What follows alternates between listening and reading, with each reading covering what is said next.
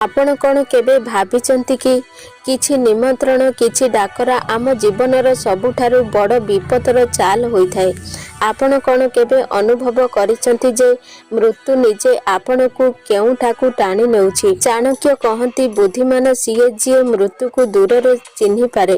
କିନ୍ତୁ କ'ଣ ହେବ ଯେତେବେଳେ ଆପଣଙ୍କର ସବୁଠାରୁ ବଡ଼ ଶତ୍ରୁ ଆପଣଙ୍କର ନିଜର ଲୋଭ ବା ଅନ୍ୟ କାହାର ମିଠା ଡାକରା ହୋଇଥାଏ? ଏହା କେବଳ ଏକ ଭିଡ଼ିଓ ନୁହେଁ, ଏହା ସେହି 10ଟି ମହାବିପଦଜନକ ସତ୍ୟର ଖୁଲାସା ଯାହା ଆପଣଙ୍କୁ ନଷ୍ଟ କରିପାରେ। ଆଜି ମୁଁ ଆପଣଙ୍କୁ ସେହି 10ଟି ଜାଗା ବିଷୟରେ କହିବାକୁ ଯାଉଛି ଯେଉଁଠାକୁ ଯିବା ମୃତ୍ୟୁକୁ ଆଲିଙ୍ଗନ କରିବା ସହ ସମାନ। ଏହି ସ୍ଥାନ ଗୁଡ଼ିକ ମଧ୍ୟରୁ କୌଣସି ଗୋଟିଏ ସ୍ଥାନକୁ ଯିବା ପୂର୍ବରୁ 100 ଥର ଭାବନ୍ତୁ, ନଚେତ ଏହା ଆପଣଙ୍କ ଜୀବନର ଶେଷ ମୁହୂର୍ତ୍ତ ବି ହୋଇପାରେ। ଆଚାର୍ଯ୍ୟ ଚାଣକ୍ୟ ଜୀବନକୁ ଏକ ଯୁଦ୍ଧ ବୋଲି ମାନିଥିଲେ, ଯେଉଁଠାରେ ପ୍ରତ୍ୟେକ ପାଦ ପ୍ରତ୍ୟେକ ନିଷ୍ପତ୍ତି ଆମକୁ ବାହାର ଆଡ଼କୁ ନେଇଯାଏ।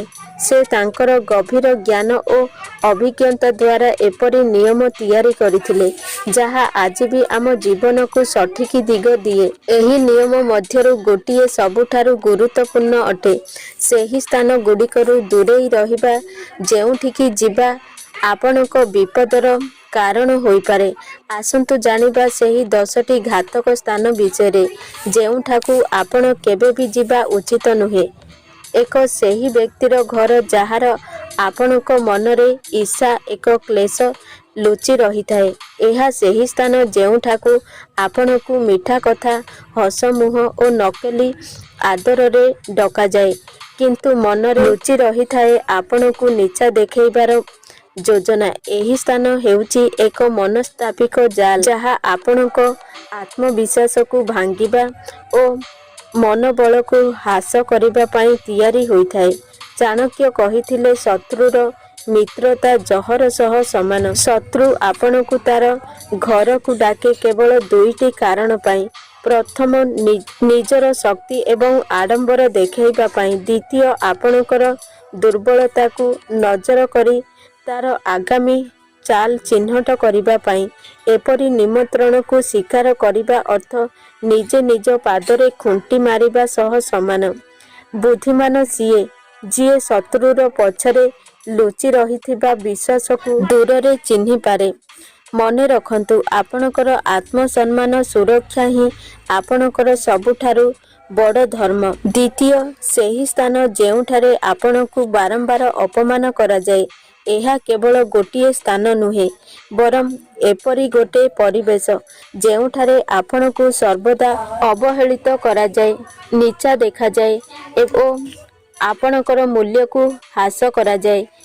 ଏହା ଆପଣଙ୍କ କୌଣସି ଆତ୍ମୀୟଙ୍କ ଘର ହୋଇପାରେ, କୌଣସି ସାମାଜିକ ଅବସର କିମ୍ବା ଆପଣଙ୍କ କାର୍ଯ୍ୟସ୍ଥଳୀ ମଧ୍ୟ ହୋଇପାରେ।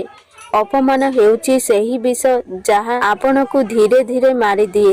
ଚାଣକ୍ୟ କହିଥିଲେ, ସମ୍ମାନ ହରାଇ ବଞ୍ଚିବାଠାରୁ ମରିଯିବା ଭଲ। ଯେତେବେଳେ ଆପଣ ସେହି ସ୍ଥାନକୁ ଯାଆନ୍ତି ଯେଉଁଠାରେ ଆପଣଙ୍କୁ ଅପମାନ କରାଯାଏ, ସେତେବେଳେ ଆପଣ ଅଜାଣତରେ ଏହି ସନ୍ଦେଶ ଦେଉଛନ୍ତି, ମୋତେ ଅପମାନ କରିବା ଠିକ୍ ଅଟେ। କିନ୍ତୁ ସତ୍ୟ ହେଉଛି, ନିଜ ପ୍ରତି ସମ୍ମାନ ହେଉଛି ଆପଣଙ୍କର ଜୀବନର ମୂଳ ଶକ୍ତି। ଏହି ଆତ୍ମସମ୍ମାନ ଉପରେ ଆପଣଙ୍କର ଖୁସି ଥାଏ, ଆତ୍ମବିଶ୍ୱାସ ଓ ମାନସିକ ସନ୍ତୁଳନ ଠିଆ ହେଉଛି। ଯଦି ଆପଣ ନିଜକୁ ସମ୍ମାନ ଦେବେ ନାହିଁ, ତେବେ ସଂସାରରେ କୌଣସି ବ୍ୟକ୍ତି ମଧ୍ୟ ଆପଣଙ୍କୁ ସମ୍ମାନ ଦେବେ ନାହିଁ। ତୃତୀୟ, ଯେଉଁ ସ୍ଥାନରେ ଆପଣଙ୍କର ସାହାଯ୍ୟର କଦର ହୁଏ ନାହିଁ, ଏହା ସେହି ଜାଗା କିମ୍ବା ସମ୍ପର୍କ ଯେଉଁଠାରେ ଆପଣ ନିରନ୍ତର ନିଜର ସମୟ, ପ୍ରୟାସ ଏବଂ ଦୟା ଦେଖାଉଛନ୍ତି, କିନ୍ତୁ ବଦଳରେ ଆପଣଙ୍କୁ ମିଳୁଛି କ'ଣ? କେବଳ ଅବହେଳା, ଅସମ୍ମାନ ଏବଂ କୃତଜ୍ଞତାର ଅଭାବ। ଦୟାଳୁ ହେବା ଏକ ମହାନ ଗୁଣ, କିନ୍ତୁ ଏହି ଗୁଣକୁ ସେହି ଲୋକ ଉପରେ ବ୍ୟୟ କରିବା ଯେଉଁମାନେ ଏହାର ମୂଲ୍ୟ ବୁଝନ୍ତି ନାହିଁ। ଏହା ନିଜ ପ୍ରତି ଅନ୍ୟାୟ ସମାନ।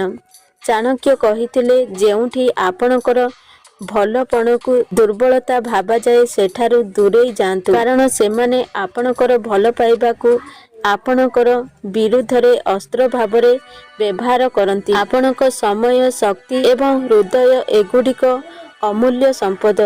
ସେଥିପାଇଁ ଏଗୁଡ଼ିକ ସେମାନଙ୍କୁ ଦିଅନ୍ତୁ ଯେଉଁମାନେ ଆପଣଙ୍କ ସାହାଯ୍ୟକୁ ନୁହେଁ ଆପଣଙ୍କର ଉପସ୍ଥିତିକୁ ମଧ୍ୟ ମୂଲ୍ୟମାନ ମାନନ୍ତି। ଚତୁର୍ଥ, ଯେଉଁଠାରେ ଆପଣଙ୍କୁ ମିଥ୍ୟାର ଶିକାର ହେବାକୁ ପଡ଼େ ଏହା ସେହି ସ୍ଥାନ ଯେଉଁଠାରେ ଆପଣଙ୍କର ସତ୍ୟକୁ ଲୁଚାଇବା କିମ୍ବା ଭୁଲକୁ ସମର୍ଥନ କରିବା ପାଇଁ ବାଧ୍ୟ କରାଯାଏ।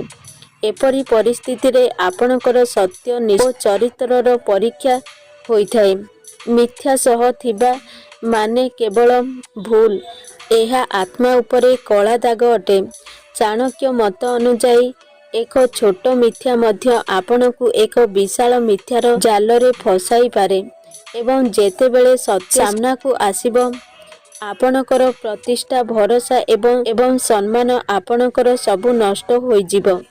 ତେଣୁ ମନେ ରଖନ୍ତୁ ସତ୍ୟ ଅସ୍ଥାୟୀ ଭାବରେ କଷ୍ଟ ଦିଏ ମାତ୍ର ମିଥ୍ୟା ସଦାକାଳ ପାଇଁ ନାଶ କରିଦିଏ।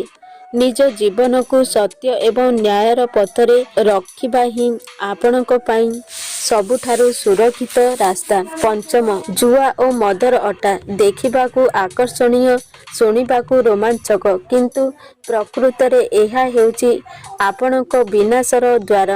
ଏହା ଏପରି ଦଳ ଦଳ ଯେଉଁଠାରେ ପଦାର୍ପଣ କଲେ ଫେରି ଆସିବା ବହୁତ କଷ୍ଟକର।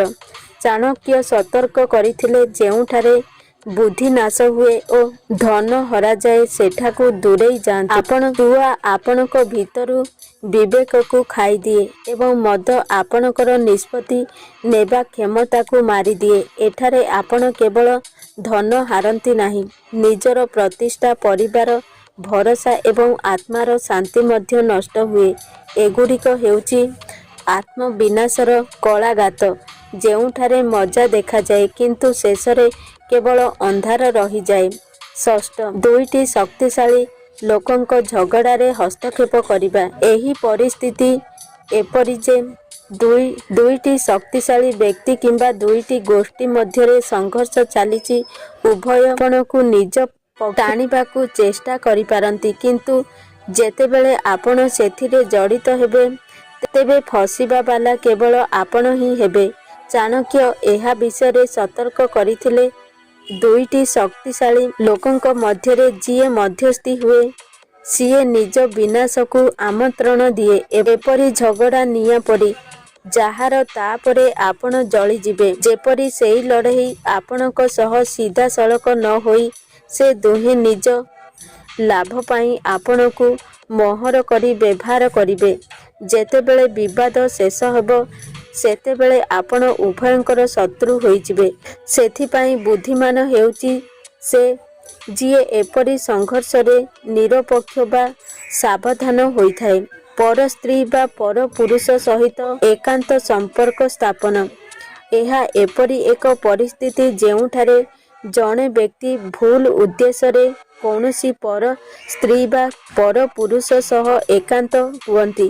ଏହା ଦେଖିବାକୁ ଛୋଟ ଲାଗିପାରେ ଏହାର ପରିଣାମ ଜୀବନକୁ ଧ୍ୱଂସ କରିଦିଏ। ଚାଣକ୍ୟ କହିଥିଲେ ଚରିତ୍ର ହିଁ ମନୁଷ୍ୟର ସବୁଠାରୁ ବଡ଼ ଶକ୍ତି। ଏକ ଭୁଲ ଆକର୍ଷଣ ନିଜର ନୈତିକ ପବିତ୍ରତା ସାମାଜିକ ସମ୍ମାନ ଏବଂ ପରିବାରକୁ ବିପଦରେ ପକାଏ। ଏହା କେବଳ ଅନୈତିକ ସମ୍ପର୍କ ନୁହେଁ ବରଂ ଏକ ସ୍ଲୋ ପଏଜନ ଯାହା ଆପଣଙ୍କ ଭବିଷ୍ୟତ ପରିବାର ଏବଂ ଚେଷ୍ଟାକୁ ଧୀରେ ଧୀରେ ନଷ୍ଟ କରିଦିଏ।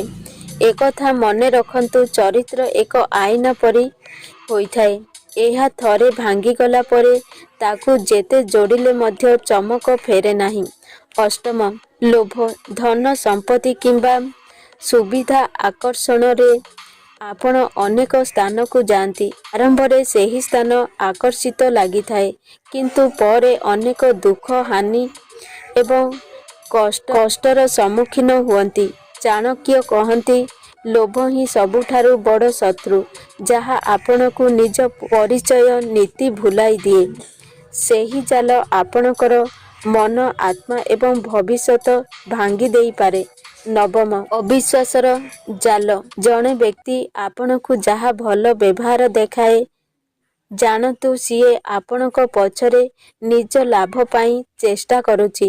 ସିଏ ଆପଣଙ୍କୁ ମିଠା କଥାରେ ଡାକିଥାଏ କିନ୍ତୁ ତାଙ୍କର ଉଦ୍ଦେଶ୍ୟ ଦୁର୍ବଳତାର ଫାଇଦା ନେବା। ଚାଣକ୍ୟ କହିଥିଲେ, ଶତ୍ରୁ ସହିତ ସାମ୍ନା କରିବାର ଆଗ୍ରହ ହେଉଛି ମୁଖ୍ୟ, କିନ୍ତୁ ଶତ୍ରୁ ତୁମକୁ ଅଭିନୟ ଦେଖାଏ ସେଠାରେ ସବୁଠୁ ସତର୍କ ରୁହନ୍ତୁ। ଏପରି ନିମନ୍ତ୍ରଣକୁ ସ୍ୱୀକାର କରିବା ତୁମର ଆତ୍ମସମ୍ମାନ ଏବଂ ସୁରକ୍ଷାକୁ ବଳି ଦେବା ସହିତ ସମାନ। ଦଶମ, ଅପମାନର ଗଭୀର ନଦୀ। ସେହି ସ୍ଥାନ ଯେଉଁଠାରେ ଆପଣଙ୍କୁ ଅବହେଳିତ କିମ୍ବା ନୀଚା ଦେଖାଯାଏ, ଏହା ଆପଣଙ୍କର ପ୍ରତିଷ୍ଠା ଧୀରେ ଧୀରେ କ୍ଷୟ କରିଥାଏ, ଆପଣଙ୍କର ଆତ୍ମସମ୍ମାନକୁ ଲୁଟିଥାଏ। ଚାଣକ୍ୟ କହିଥିଲେ, ସମ୍ମାନ ହରାଇ ବଞ୍ଚିବା ଅପେକ୍ଷା ମରିବା ଭଲ। ଏହି ସ୍ଥାନକୁ ଯିବେ ଯେତେବେଳେ ସମ୍ମାନ ହିଁ ଆପଣଙ୍କ ଠାରୁ ସବୁ ବଡ଼ ଶକ୍ତି। ଏହା କେବଳ 10ଟି ନିୟମ ନୁହେଁ, ଏହା ଜୀବନରେ ଏକ ଗଭୀର ମୂଲ୍ୟବାନ ଶିକ୍ଷା ଅଟେ।